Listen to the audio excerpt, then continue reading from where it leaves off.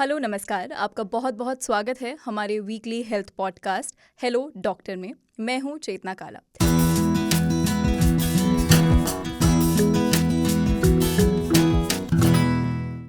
आपने दिमागी कीड़ा नाम की बीमारी के बारे में तो सुना ही होगा ना।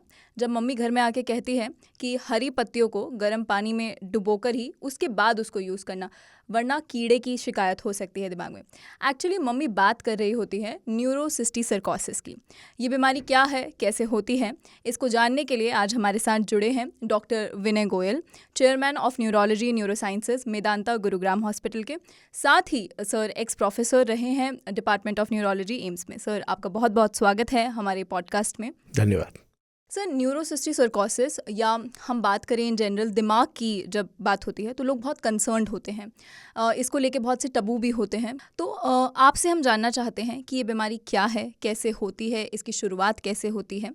देखिए, न्यूरोसिस्टिसरकोसिस का मतलब होता है सिस्टिसरकोसिस, जो कि एक लार्वा होता है, वो ब्रेन में चला जाए, उसको न्यूरोसिस्टिसरकोसिस बोलते हैं।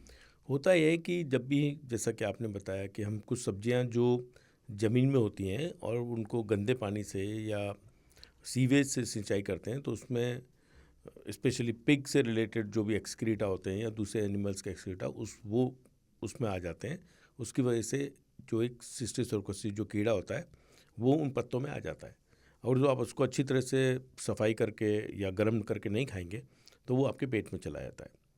जब वो पेट में चला जाता है तो वो कीड़ा इंटेस्टाइन से क्रॉस करके ब्लड में चला जाता है। अब जब वो अगर ब्लड में जाएगा तो वो ब्लड से कहीं भी जा सकता है। कॉमन होता है कि ब्रेन में चला जाता है, क्योंकि ब्रेन को बहुत ब्लड सप्लाई होता है।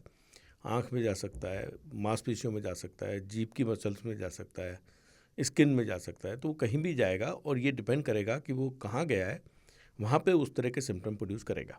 और सर इसका जैसे आपने बताया कि जब हम कंज्यूम करते हैं ये पेट में जाता है और उसके बाद ये हमारे बाकी बॉडी ऑर्गन्स में जैसे आँख में, दिमाग में जा सकता है।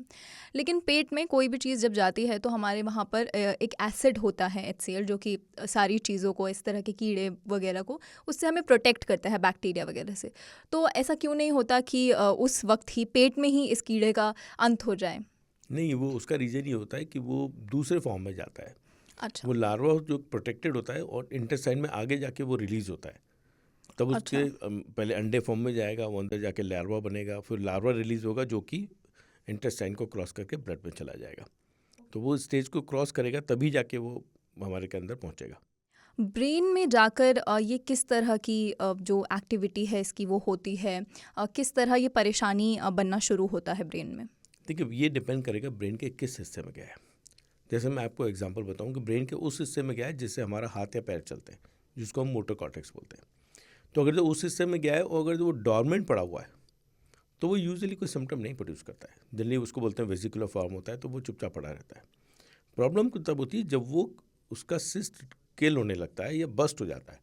तो उस सिस्ट के अंदर जो भी पानी होता है उसका, वो एक तरह का इन्फ्लेमेशन प्रोड्यूस करता है ब्रेन के चारों ओर। जब भी ब्रेन में इन्फ्लेमेशन होगा तब उसको ब्रेन को एक मिर्गी का दौरा जैसा प्रोड्यूस करता है। तो अगर हाथ पैरों में होगा तो आदमी का हाथ हिलने लगेगा या पैर हिलने लगा या जबान लड़खड़ जाएगी। तो ये मिर्गी के दौरे जो है सबसे कॉमन प्रेजेंटेशन होता है सिस्टिसरकोसिस का। वो ये डिपेंड करता है कि अगर तो मान लो हमारे ब्रेन के पीछे के हिस्से में जिससे हम देखते हैं, तो हो सकता है मरीज को लगे उसको अलग अलग टाइप की लाइटें आ रही हैं आँखों के आगे, वैसा अच्छा। हो सकता है।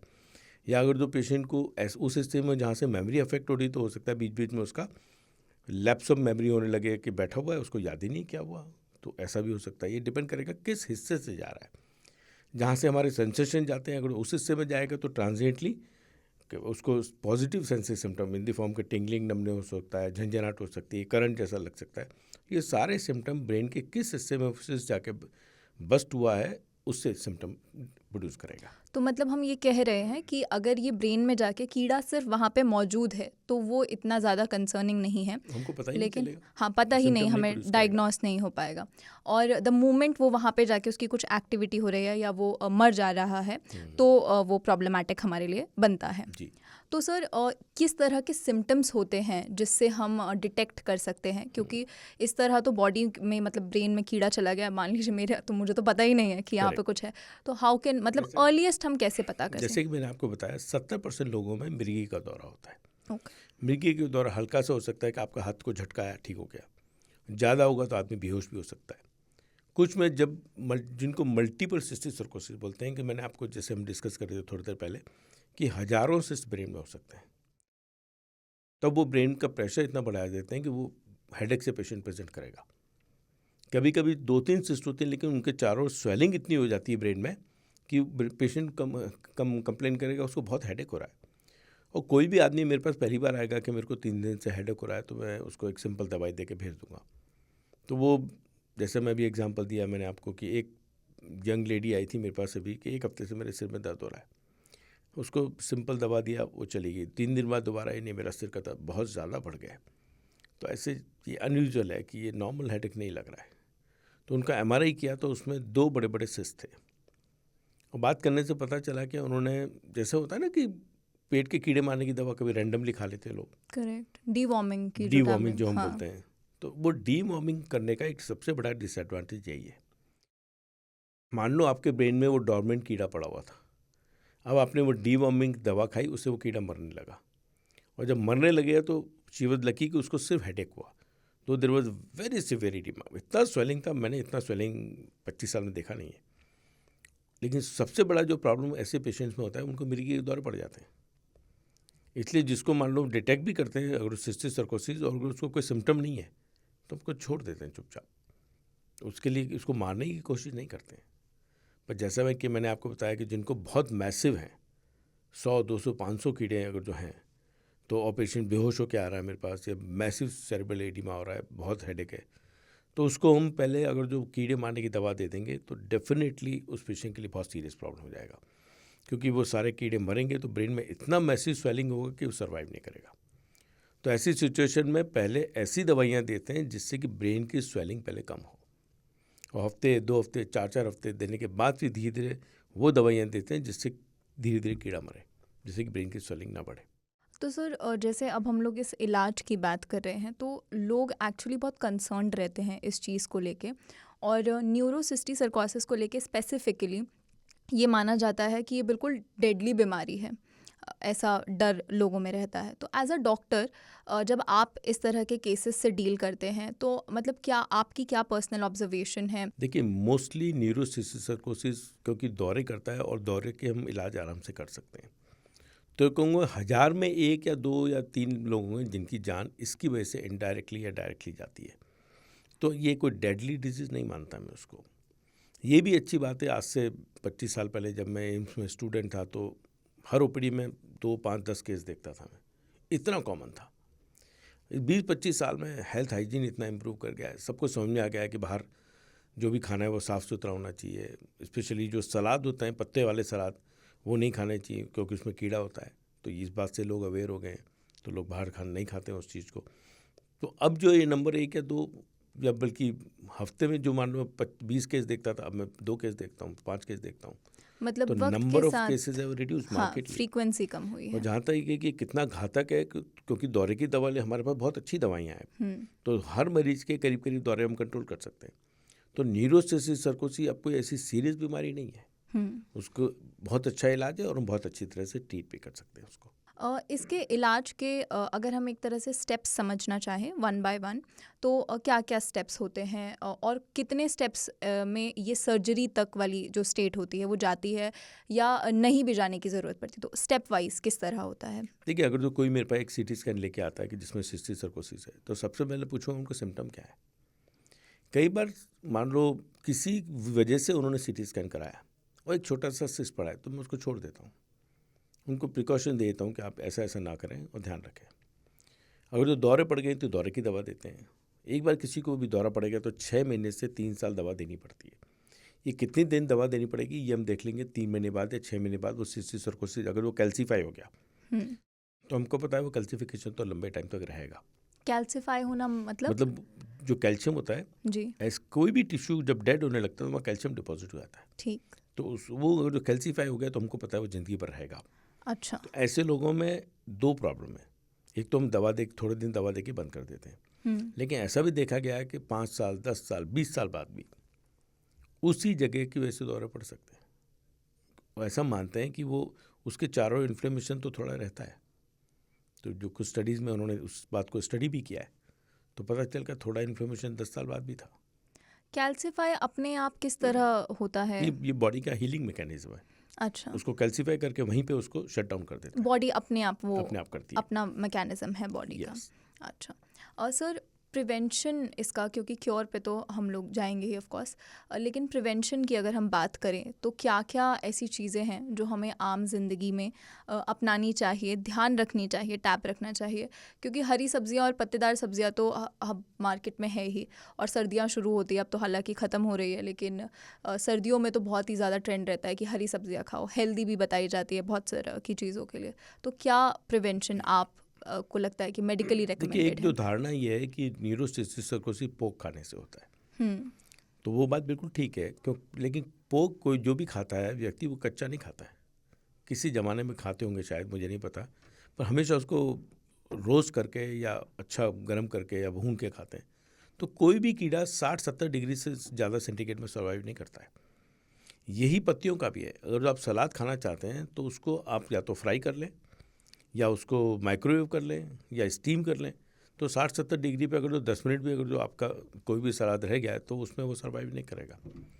तो क्योंकि आज के ज़माने में हर घर में माइक्रोवेव है, तो आप उसको 2 मिनट माइक्रोवेव कर दीजिए, which is equivalent to 1000 degree centigrade, तो कोई भी उसको सर्वाइव नहीं करेगा। और जैसे आप पानी के थ्रू भी बता रहे थे, तो उसमें नहीं, पानी के यूज थ्रू अगर तो गंदा पानी है तो गंदा पानी तो हम नहीं पीते हैं। आज से 20 साल पहले जब ट्रेन से ट्रेवल करते तो हर स्टेशन पर उतर के पानी पीते थे। आज कोई आदमी बगैर बॉटल का पानी नहीं पी रहा है। तो ये अच्छी हेल्दी एक प्रैक्टिस आ गया है कि हम लोग अच्छा पानी पी रहे हैं, गंदा पानी नहीं पी रहे हैं। तो पानी से होने के चांसेस तो ना के बराबर है। हरी पत्तियां हैं, जैसे पत्ता गोभी है, या जो ज़मीन में उगने वाली पत्तों वाली सब्जियां हैं, उनसे होने का चांसेस बहुत ज़्यादा होता है। और सर इसका इलाज, क्योंकि अगेन ब्रेन की बात है, तो जितना इम्पॉर्टेंट ऑर्गन है मुझे लगता है कि उसका इलाज उतना ज़्यादा मतलब स्टेजेस से गुजरता है, उतनी ज़्यादा उसकी जो टेक्निक्स हैं मेडिकल में वो उतनी ज़्यादा कॉम्प्लिकेटेड होती है। तो किसी आम आदमी को जैसे अगर इस तरह की कोई बीमारी होती है, उसके लिए सस्ते से सस्ते तरीके से वो किस तरह इसका इलाज क्योर की तरफ आगे बढ़ सकता है? देखिए, अगर जो भगवान न करे किसी को अगर जो सिस्टिक सर्कोसिस हो गया, तो पहली बात तो उसे डरने की ज़रूरत नहीं है। इसका बहुत अच्छा इलाज है। सिस्ट तो ज़्यादातर केसेस में अपने आप मर जाता है ब्रेन में, उसको मारने की भी कोशिश नहीं करते। कभी कभी जो है सिस्टिक सर्कोसिस को देख के डॉक्टर्स लोग उसको मारने की दवा दे देते हैं। जैसा कि मैंने आपको बताया, जब वो मरेगा तो ज़्यादा रिएक्शन होगा और उससे ज़्यादा दौरे होने के चांसेस हैं। अगर जो वो दौरा हुआ ही इसलिए कि वो मर रहा था, और जब वो मर रहा था तो अपने एक समय लेके धीरे धीरे वो कैल्सीफाई हो जाएगा और वो कीड़ा मर जाएगा। तो आपको तो सिर्फ दौरे की दवा देनी है। कभी कभी ये होता है कि ब्रेन में बहुत स्वेलिंग होती है जैसा कि हम बात कर रहे थे कि क्या कभी सर्जरी की जरूरत पड़ सकती है। वो उन सर्कमस्टेंसेस में होती है कि मान लो ब्रेन के उस हिस्से में है जहाँ से मेरा हाथ या पैर चलते हैं, वहाँ पे अगर जो सिस्ट और मैसिव स्वेलिंग हो रहा है तो मेरा हाथ पैर में लकवा आ सकता है। तो वो जब इतने लंबे टाइम में रिकवर करेगा, उतना टाइम हमारे पास है नहीं। तो ऐसी स्थिति में सर्जरी करके उस सिस्ट को निकाल देते हैं, जिससे कि हाथ पैरों के लकवे की रिकवरी अच्छी हो जाए। ऐसे ही आँख में होता है। अगर जो आँख के अंदर कीड़ा चला गया है तो उस ऐसा मानते हैं कि आँख का जो ग्लोब है उसके अंदर जो कीड़ा है तो उसमें हम कीड़े मारने की दवा नहीं दे सकते। क्योंकि उसमें इतनी स्वेलिंग होगी कि आँख की रोशनी चली जाएगी। तो उसका सबसे सेफेस्ट मेथड जो होता है वो आई सर्जन आँख के ग्लोब में चीरे लगा के उस सिस्ट को निकाल देते हैं। वो सबसे सेफ होता है। उसमें ना तो आँख को डैमेज होता है और ना रोशनी जाने का खतरा होता है। और सर मेरी तरफ से ये सवाल थे, क्या कोई ऐसा पॉइंट जो आप अंत में ढूंढना चाहते हैं, तो हम अंत की तरफ फिर एपिसोड को ले जाते आई थिंक जैसे मैंने आपको बताया कि न्यूरोसिस्टिक सर्कोसिस जो धीरे धीरे कम हो रहा है, उसका क्रेडिट हमारी सोसाइटी को देना चाहिए। क्योंकि ये कीड़े के बारे में सब जानते हैं कि ब्रेन में कीड़ा चला जाता है, ब्रेन में कीड़ा चला जाता है, और सब ये जानते हैं कि ये होता जो है खाने से है। खाने से large number of population vegetarian है, तो अगर पोक खाने से होता है तो वेजिटेरियन को क्यों हो जाएगा। तो हम ये भी जानते हैं कि ये हरी पत्ती वाली सब्जियों के कारण होता है, जो कि खेतों में उगती हैं। अगर उसमें जो खाद डाला जाता है वो अगर जो गंदी क्वालिटी का है या सीवेज उसमें मिला हुआ है, तब होने के चांसेस ज़्यादा होते हैं। तो आप जब भी सब्जी लाएं उसको अच्छी तरह से धोएं, रॉ खाने की कोशिश ना करें, कोशिश करें कि उसको माइक्रोवेव कर लें या फ्राई करके खाएं या सब्जी बना के खाएं। तो ये सबसे अच्छा बचाव है। तो अगर जो आप रॉ ना खाना चाहते हैं तो मैं कहूँगा अपने टेरेस गार्डन पे सब्जी उगाइए और फिर रॉ खाइए। बहुत बहुत शुक्रिया सर। तो न्यूरोसिस्टिसर्कोसिस या दिमागी कीड़ा जो बीमारी है वो कैसे होती है, इसके क्या लक्षण हैं, इसका प्रिवेंशन क्योर क्या है, ये हमें बताया डॉक्टर विनय गोयल ने। अगर आपके कुछ और सवाल हैं या इस पॉडकास्ट, इस शो से जुड़ा कोई फीडबैक है तो आप हमें लिख भेज सकते हैं radio@aajtak.com पर। और इसी तरह की और पॉडकास्ट के लिए हमारे साथ जुड़े रहे। मेरा नाम है चेतना काला। इस एपिसोड की साउंड मिक्स की है नितिन रावत ने। नमस्कार।